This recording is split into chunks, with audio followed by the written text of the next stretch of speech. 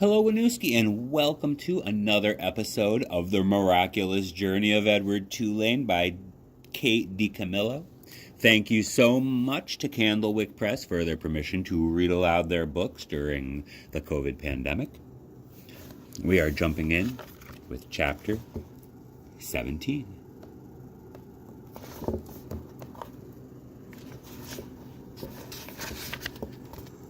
Bryce slung Edward over his shoulder.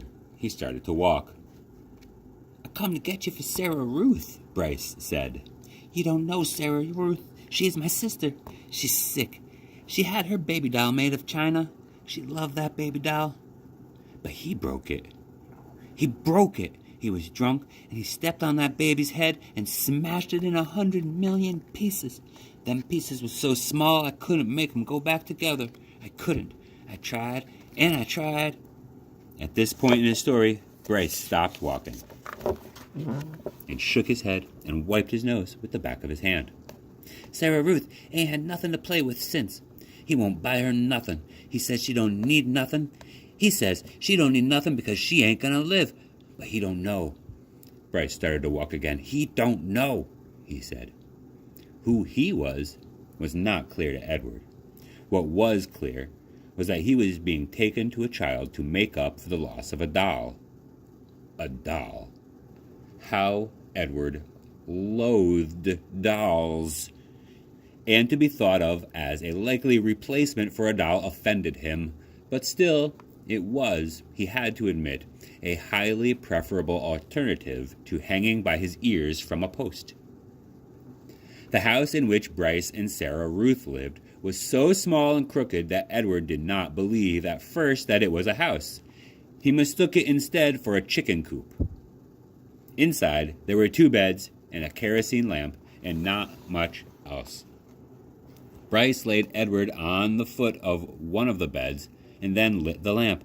"Sarah," Bryce whispered. "Sarah Ruth, you gotta wake up, honey. I brung you something." He took the harmonica out of his pocket and played the beginning of a simple melody. The little girl sat up in her bed and immediately started to cough. Bryce put his hand on her back. "That's all right," he told her. "That's okay." She was young, maybe 4 years old, and she had white blonde hair. In even the poor light of the lamp, Edward could see that her eyes were the same gold-flecked brown as Bryce's. "That's right," said Bryce. "You go ahead and cough." Sarah Ruth obliged. She coughed and coughed and coughed.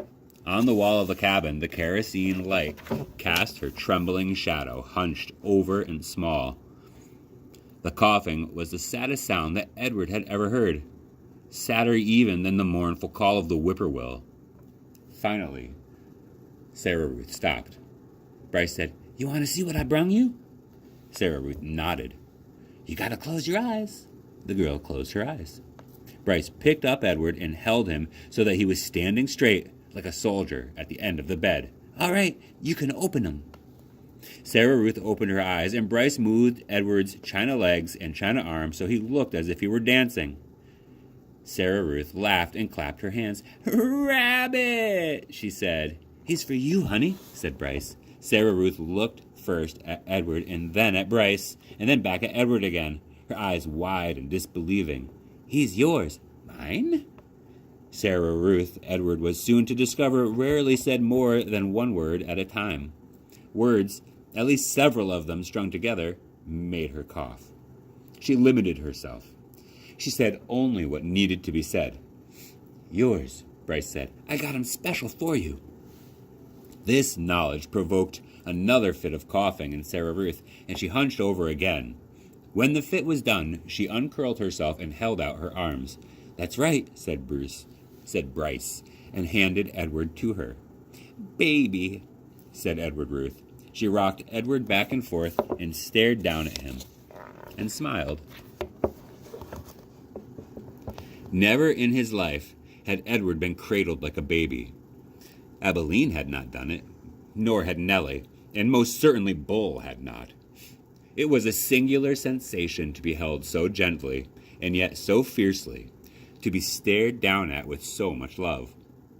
Edward felt the whole of his china body flood with warmth. "You're gonna have to give him a name, honey." Jangles, said Sarah Ruth without taking her eyes off Edward. Jangles, huh? That's a good name. I like that name. Bryce patted Sarah Ruth on the head. She continued to stare down at Edward.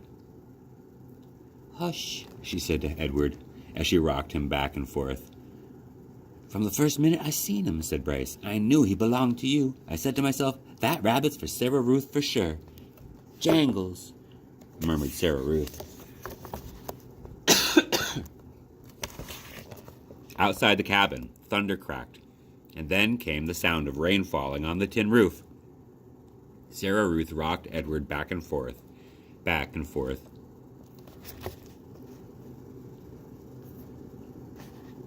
And Bryce took out his harmonica and started to play, making his song keep rhythm with the rain.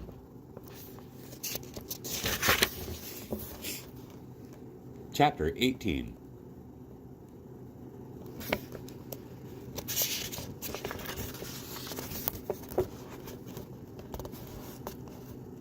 Bryce and Sarah Ruth had a father. Early the next morning, when the light was gray and uncertain, Sarah Ruth was sitting up in bed coughing, and the father came home. He picked up Edward by one of his ears and said, I ain't never. It's a baby doll, said Bryce. Don't look like no baby doll to me. Edward, hanging by one ear, was frightened. This, he was certain, was the man who crushed the heads of China dolls. Jangles, said Sarah Ruth between coughs. She held out her arms. He's hers, said Bryce. He belongs to her. The father dropped Edward on the bed, and Bryce picked up the rabbit and handed him to Sarah Ruth. It don't matter anyway, said the father. It don't make no difference, none of it. It does matter. It does so matter, said Bryce. You don't sass me, said the father. He raised his hand and slapped Bryce across the mouth, and then he turned and left the house. You ain't got to worry about him, said Bryce to Edward. He ain't nothing but a bully, and besides, he don't hardly ever come home. Fortunately, the father did not come back that day. Bryce went out to work, and Sarah spent the day in bed, holding Edward in her lap and playing with a box filled with buttons. Pretty, she said to Edward as she lined up the buttons on the bed and arranged them in different patterns. Sometimes, when a coughing fit was particularly bad, she squeezed Edward so tight that he was afraid he would crack in two. Also, in between coughing fits, she took to sucking on one or the other of Edward's ears. Normally, Edward would have found intrusive, clingy behavior of this sort very annoying, but there was something about Sarah Ruth. He wanted to take care of her. He wanted to protect her. He wanted to do more for her. At the end of the day, Bryce returned with a biscuit for Sarah Ruth and a ball of twine for Edward.